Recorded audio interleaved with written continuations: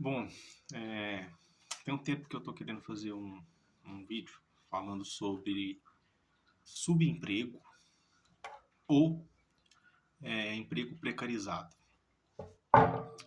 E eu acredito que eu amadureci algumas ideias nesse sentido, que pode ser útil para algumas pessoas, né?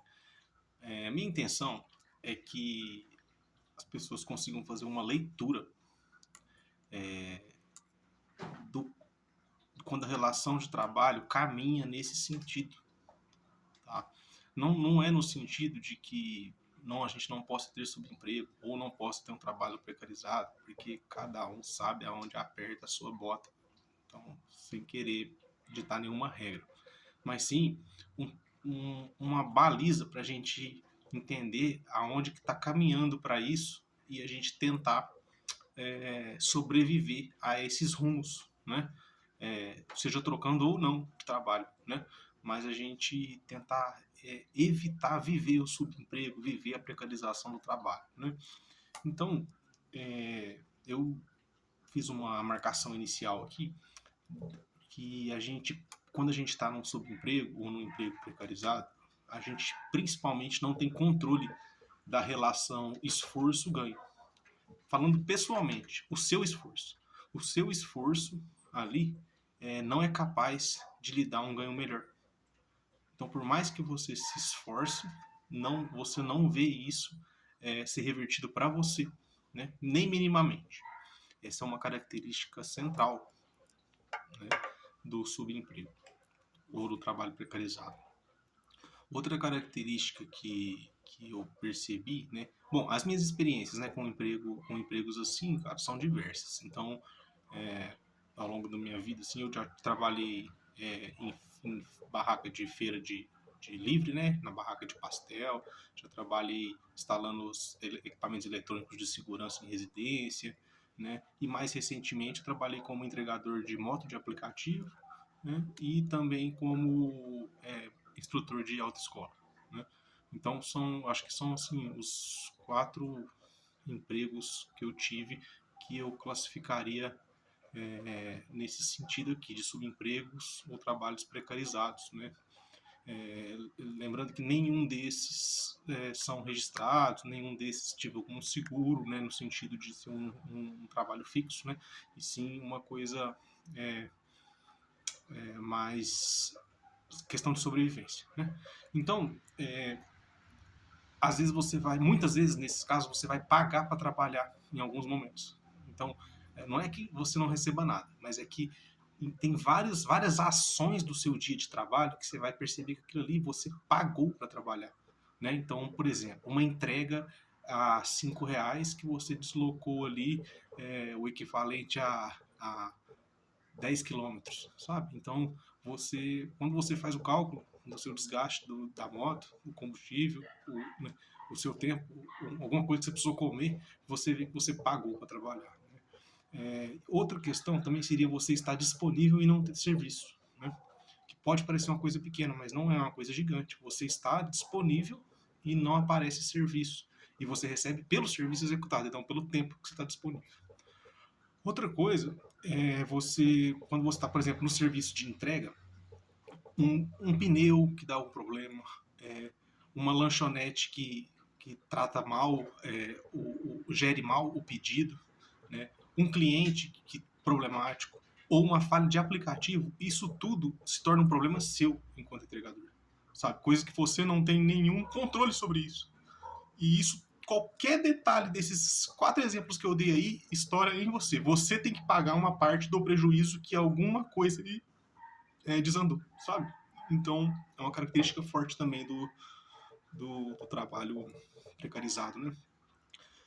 Outra coisa é a simples falta de contato. Então, quando você chega num local, uma portaria finge que liga e não liga para um cliente, uma lanchonete que não dá o devido aviso de que saiu a entrega e aí o cliente não espera, né?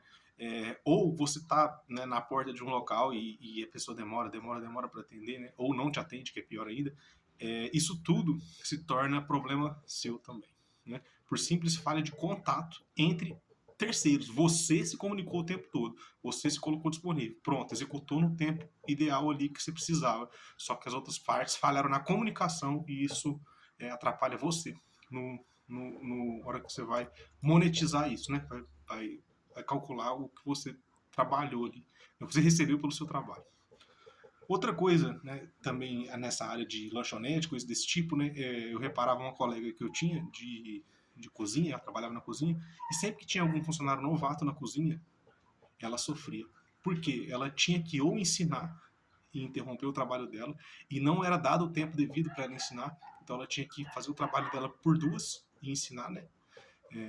E ou ela tinha que fazer para a pessoa para socorrer as situações. Então, assim, e aí a pergunta, a questão central é: não pode ensinar? Não, claro, eu adoro o ensino. Não pode fazer pela outra pessoa? Não, sem regra. Pode sim. A questão é: o que ela ganha com isso? Não, ela perde com isso. Né? Então, nem se mantém o dela. Ela recebia uma diária e essa diária não se mantém nada. Essa diária, ela trabalhando com pessoas que sabem ou com pessoas que não sabem, é a mesma diária. Né? Então, é uma característica do subemprego. Né? Porque ali, ela, por mais que ela tenha que se esforçar pela circunstância, ela não tem nenhum retorno econômico nesse sentido. Né? E outra coisa também é que é marcante é que aí agora eu vou migrar já para minha outra experiência mais recente que como instrutor de autoescola, é que o erro de qualquer pessoa no processo ele aumenta o seu corre. Então você, enquanto instrutor ali, professor, orientador da pessoa que está aprendendo a dirigir, se qualquer pessoa no percurso da autoescola, seja quem vendeu o pacote de aulas, seja quem presta o suporte de documentação, seja quem marca o exame do aluno para fazer prova, seja o próprio Detran, seja qualquer coisa nesse caminho que dá errado, estoura em você que é um instrutor. Tudo tende a tensionar o seu trabalho. Então, ou você tem que dar aulas para pessoas em prazo recorde para atender algumas datas, ou você tem que fazer no horário que não era o combinado porque alguém errou a comunicação, ou você tem que marcar a prova para a pessoa para dali outra semana, e era a semana essa e você marcou para outra, e aí depois você tem que remanejar seus alunos para colocar alguém para fazer aula perto da prova, porque o aluno quer fazer uma aula perto da prova, para ele não esquecer. Então, tudo que vai acontecendo nesse percurso estoura em você, né? Enquanto trabalhador de ponta ali, né? Que está lidando direto com o aluno. E é uma característica da precarização do trabalho. Outra coisa é quando qualquer aluno novo ele desestabiliza a relação da equipe.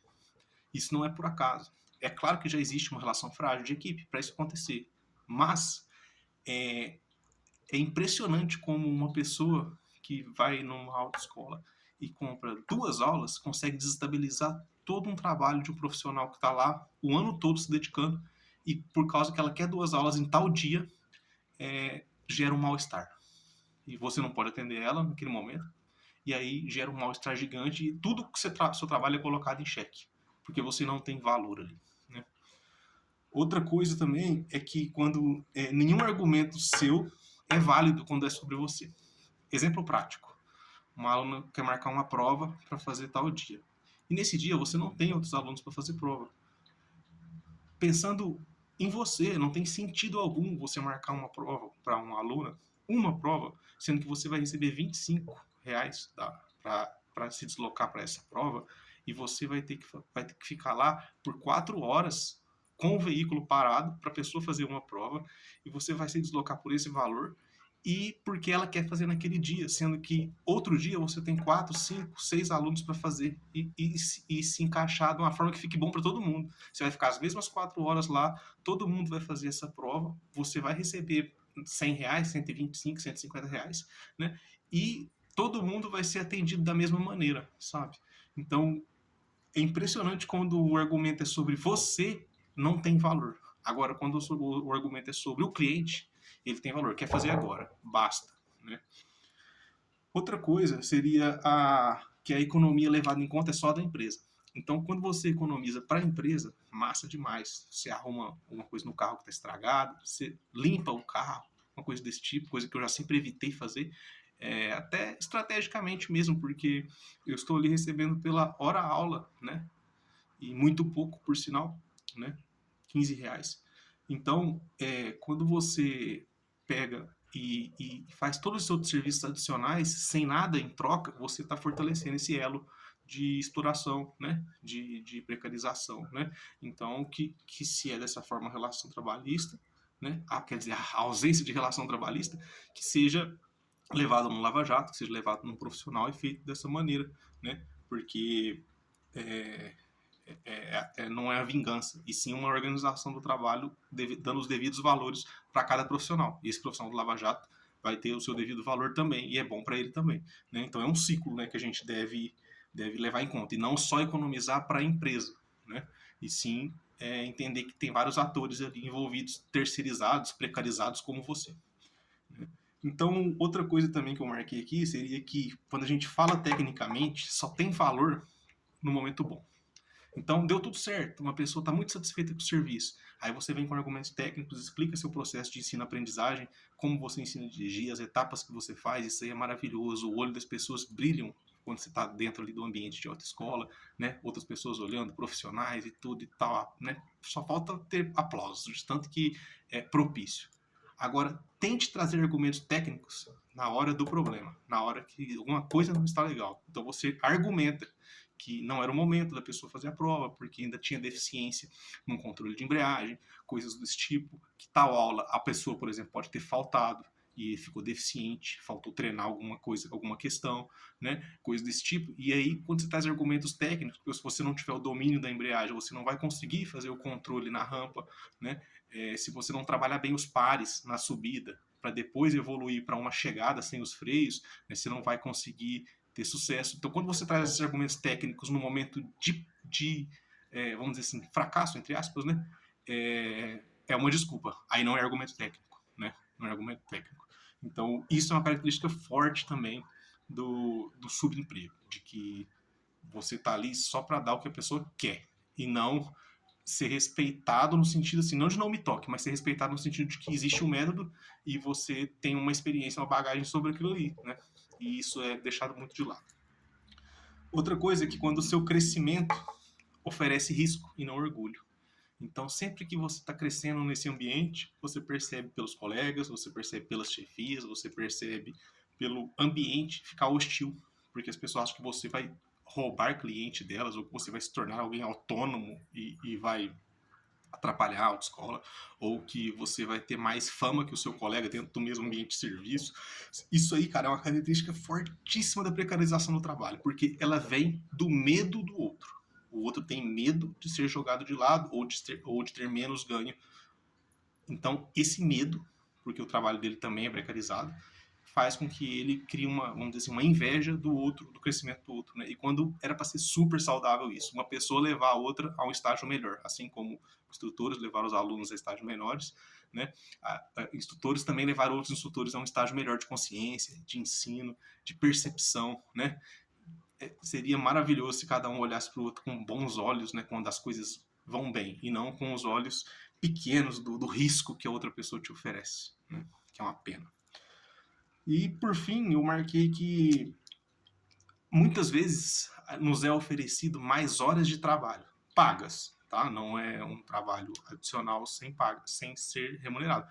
Mas o X da questão é mais horas para você trabalhar sobre o mesmo valor que você está acostumado, que já é um valor de subemprego, de precarização. E aí, esse trabalhar mais horas por esse mesmo valor, hora aula, faz com que você só aumente essa disparidade entre o que o aluno paga na autoescola ou que o cliente paga na hora de pedir uma entrega e o que você efetivamente recebe pela sua entrega ou pela sua aula, né? Então, não lhe é oferecido o aumento do valor da hora aula, que é o ponto central da discussão. Quando que um profissional é valorizado? Quando ele tem crescimento no valor da hora de trabalho. Eu entendo assim dessa forma atualmente. Esse aumento vai ser sempre? Não. Precisa ser sempre? Não. A gente sabe no país que a gente vive. Mas é nesse ponto que vai se concentrar o seu reconhecimento econômico dentro de qualquer trabalho, né?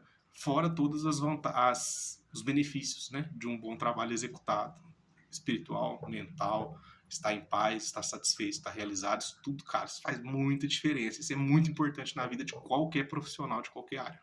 Mas aqui nós estamos falando da parte econômica, né?